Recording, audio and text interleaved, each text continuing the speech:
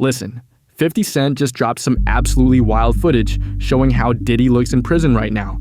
And trust me, this man does not look good. I'm talking scared, shaken, completely different from the confident mogul we used to see. And you know what? This video is blowing up everywhere on the internet. Now here's the thing. For weeks, we've been hearing stories about how Diddy was supposedly living his best life behind bars, teaching business classes to inmates, sipping wine like he's set up like he at some luxury resort. Yeah, right. But the truth? It turns out there are people inside who want him gone. And the reasons? Most people never saw this coming. Word on the street is that Diddy might actually be in serious danger from Tupac's people. I mean, can you imagine? After all these years, this beef is still alive. It might be danger over here because people think that he has something to do with Pac. People think he has something to do with Biggie, and they right here in Brooklyn. You understand? It's right here in Brooklyn, and some of the people are still mad that he made Making of the Band walk to Brooklyn from, to get the cheesecake, and just around the corner from the Cheesecake Factory. So, Juniors. So it might be some dumb shit. So y'all need to get him out of here and ship him to Jersey because somebody gonna kill him over here. Those are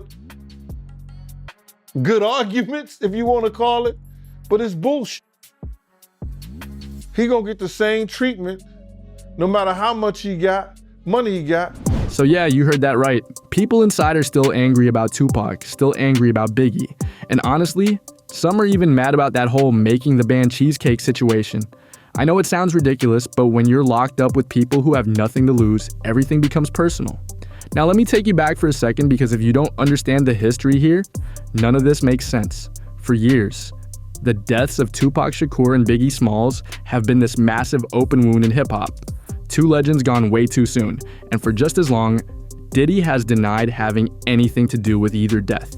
There was this documentary that made some serious claims about Diddy's involvement, which honestly, most of us didn't believe at the time.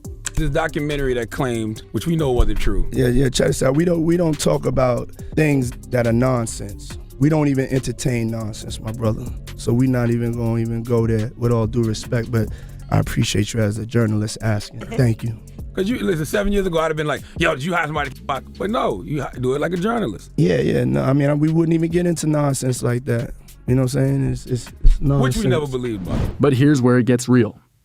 Let me remind you what actually happened back then. Tupac was attacked in a drive-by in Las Vegas on September 7th, 1996. He fought for his life for 6 days before passing away at just 25 years old. 25. Let that sink in. Only 6 months later, Biggie was taken out the exact same way in Los Angeles on March 9, 1997. Two giants of rap gone back to back, and this all happened during the famous East Coast versus West Coast beef. This wasn't just about music, you know what I'm saying? This was about pride, loyalty, decades of built-up tension. Diddy, as Biggie's close friend, his producer, and the head of Bad Boy Records, was right in the middle of all this on the East Coast side, and over the years, his name kept popping up in conversations about both deaths. Then came that Netflix documentary, Sean Combs' The Reckoning, which dropped on December 2nd. This series brought all those old questions back to the surface. Multiple people in the series straight up claimed Diddy might have played a role in what happened.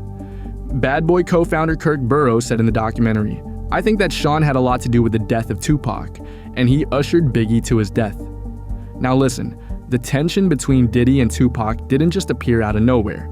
Early on, they actually moved in similar music circles, had mutual respect. But everything changed on November 30th, 1994. That night, Tupac went to Quad Studios in New York City. He was there to record a guest verse for Diddy's artist, Little Sean. Seemed like a normal studio session, right? Wrong. Instead of recording, Tupac was robbed and attacked in the lobby. Attacked multiple times. He survived. But from that moment on, his trust in both Diddy and Biggie was completely destroyed. According to Gene, the 50 Cent documentary touched on this incident, but supposedly left out one major detail. Gene claims that on that exact same day, Diddy, Andre Harrell, and Jimmy Henchman were all together in Jimmy's office. And here's the kicker, Biggie and Suge Knight apparently didn't know about this meeting. Gene says Diddy wasn't there by accident. He claims Diddy was keeping tabs on Biggie because at the time, Diddy controlled Biggie's publishing rights. So basically, he had financial reasons to keep Biggie close and under control. Biggie was writing new material and Diddy wanted to know exactly what was happening. That's why Gene says Diddy was in the building to watch Biggie, not to work with him. And here's where it gets even crazier. Entering him being there to spy on Big, Jimmy Henchman told him that they finna show Pac, teach Pac a lesson. Cause Pac had owed him some money. So that's why he was up in the studio and was coming to the studio. Pac owed him some money. He was gonna work it off and get some money from doing a song with Lil Sean. And that's what that was about. But Pac was talking greasy to Jimmy Henchman, and Jimmy Henchman wasn't the type of dude that you talk greasy to, allegedly. Unless you're 50 Cent. So Diddy knew what was gonna happen to Pac. He knew Pac was about to deal with, yeah. He was there to see it. He was there to see it. He wasn't only there to see Big them. When Jimmy Henchman told him that, he was there to see what's gonna happen to Pac. He was there for that. Because had he not been there for that, he would have went up there in the office. He would have went to the studio or the studio session with Big them. He would have went to that studio session with Big them. He knew what room Big them was in. He didn't do that.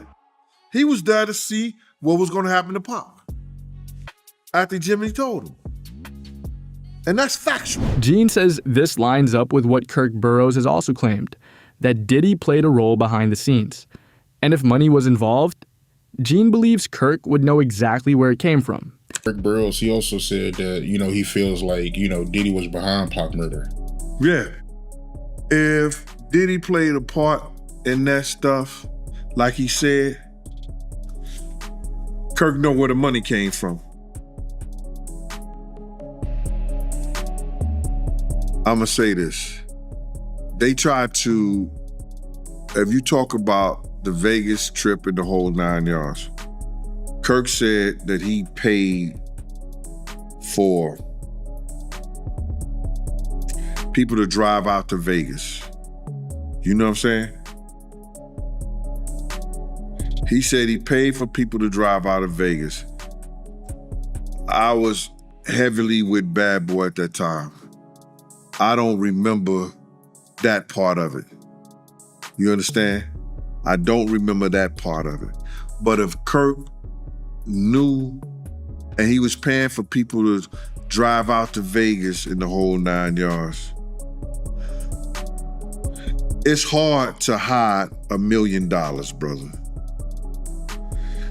You ain't going to cash that in the check cashing place. You signing that over to somebody. I said 1,000 times, and I'll say it 1,000 times again. Eric Von Zip showed me and my man Boondang, AKA my man Slick, a check for $1 million. We don't know, and everybody trying to say, lying, talking about half of it got paid, 500. I don't know. I know when I asked him about, we asked him, do we ask? No, we didn't ask him. I know when he showed us a check and he walked away after he showed us the check for the $1 million. Listen, Gene's talking about $1 million check. That's not something you just hide under a mattress, right? The people involved might be gone now, but the money? Money leaves trails. Paper trails don't die.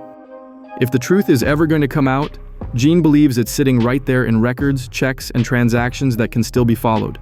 Nearly 2 years after the Quad Studios incident came the Las Vegas shooting that ended Tupac's life. For decades, that case also went unsolved, feeding rumors and theories throughout hip-hop. Then in September 2023, everything changed. Dwayne Keefe D. Davis was arrested and charged in connection with Tupac's death. Prosecutors said he played a key role in the attack. In July 2024, a court filing revealed something even more explosive. A previously undisclosed 2009 police interview. In it, Davis allegedly described his role in Tupac's death and repeatedly brought up Diddy, claiming Diddy was the one who ordered it.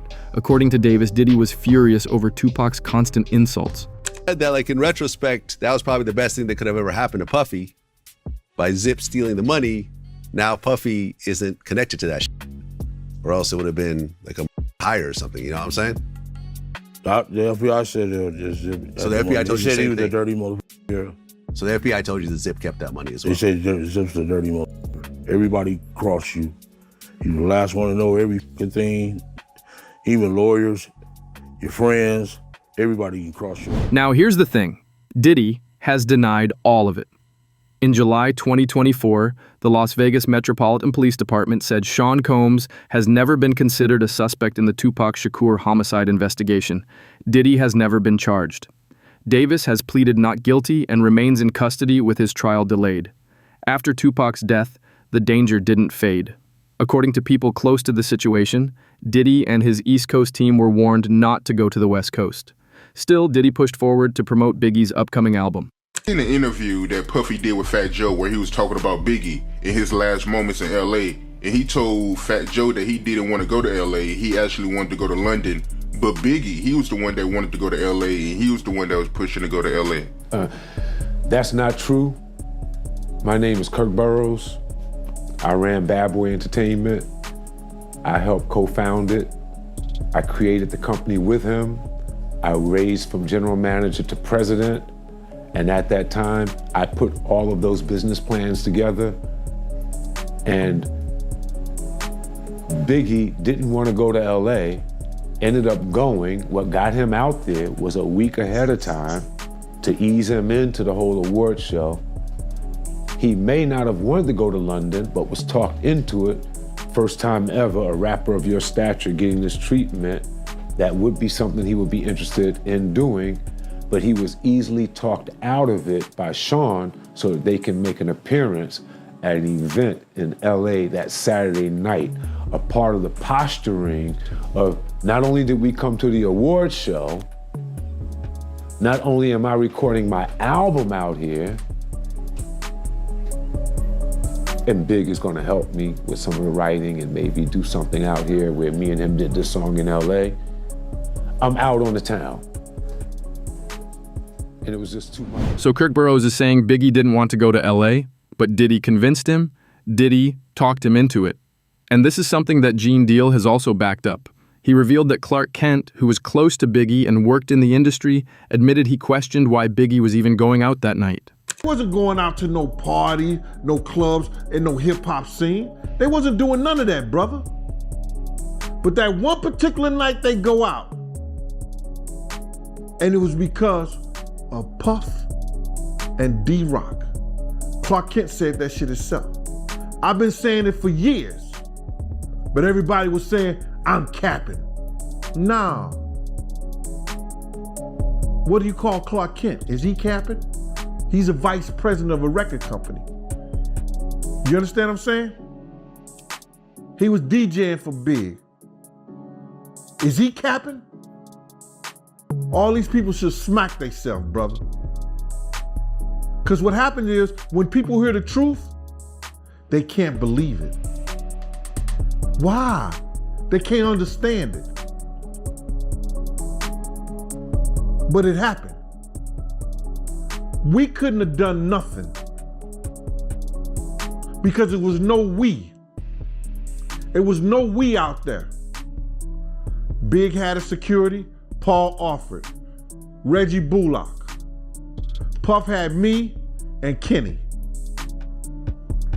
We was down 6 to 8 other men. And it's 23 people in the entourage. And none of them got no guns. You don't go Cali empty-handed.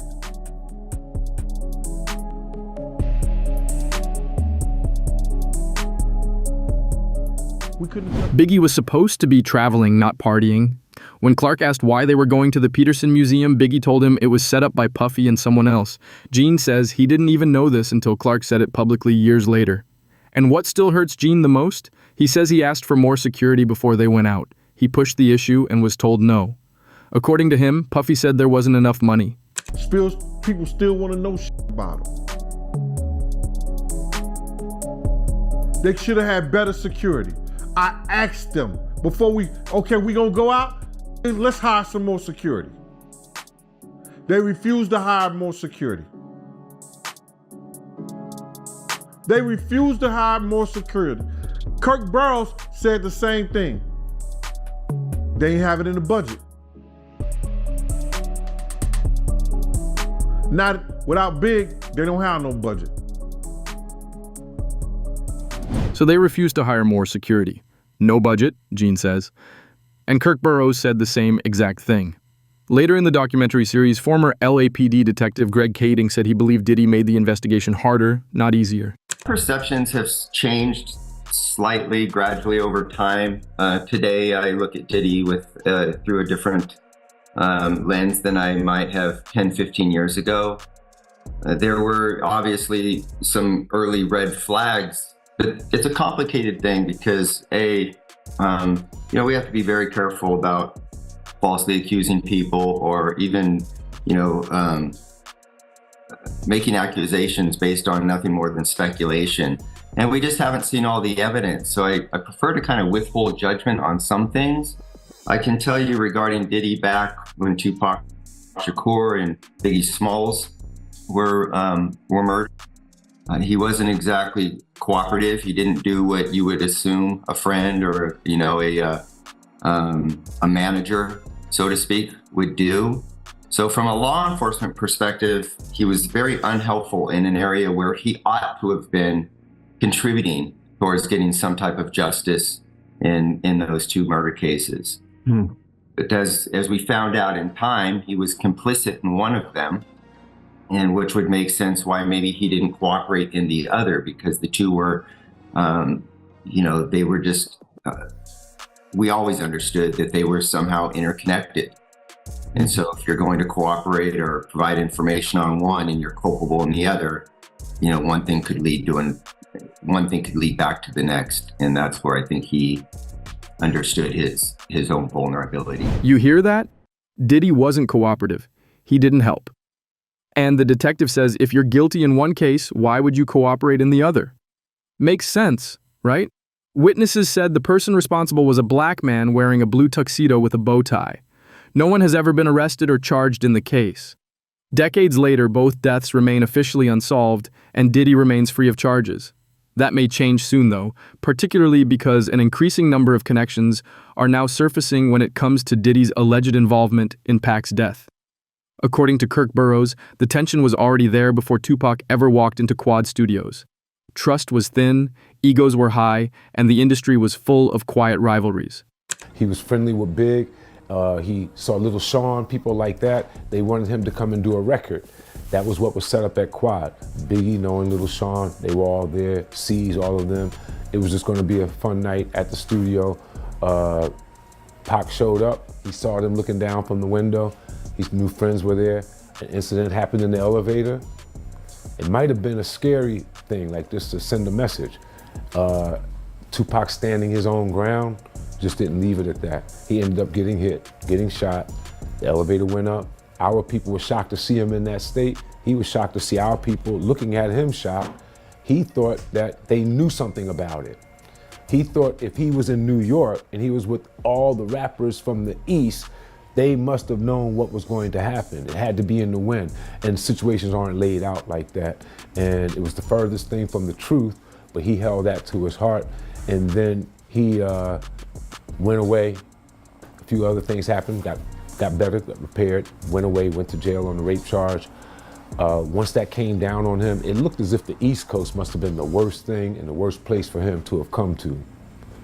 And it looks as if the friends that he had just turned their backs on him. Suge stepped in.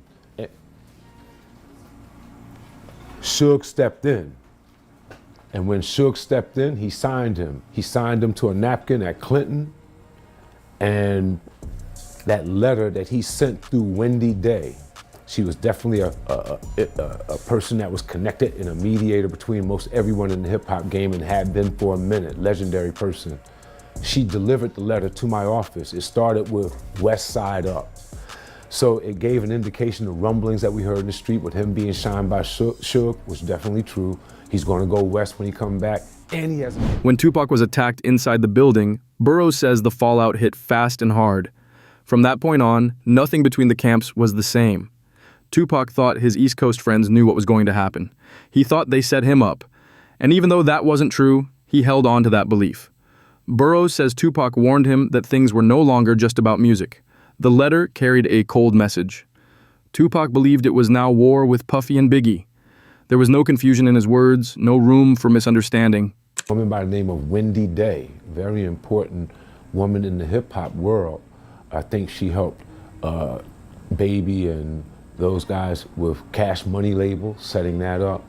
She's very influential and instrumental in a lot of success. When I started in the music business, I reached out to her. She had a company called Rap Coalition. She went back and helped rappers from a previous generation get their money straight, their royalties. With that being said, I was like, she's someone I want to know. In knowing her, I had the good fortune of when she was dealing with Tupac during his crises on the East Coast, she went to visit him at Clinton. He wrote a letter, drafted it, so that she can bring it to me at the office so that I could know and be able to relate to Sean where we were with him. And the letter, if I remember, it said, West Side Up. And what we had heard was rumblings that Suge came and signed him on a napkin to a contract, and he was going to go west, and all the stuff that happened to him on the East, it made it look like people on the East, King or the biggest rappers on the East, or people that he knew, should have warned him or protected him against what had happened. And it just is not geographically laid out like that. And a lot of people caught some blame for things that they had nothing to do with. And he took offense, went west, and that started him as a mouthpiece against the East, all right, going at Biggie. And I think it's more than, that's one level of the beef. Then I think there's another level of things that were going on in the streets where things happened in the dividing line between East and West that caused a big rift that led to mouthpieces going at each other. In Tupac's mind, what happened at Quad Studios changed everything. From Burroughs' perspective, that moment marked the true beginning of the feud spiraling out of control long before the violence that would later shock the world.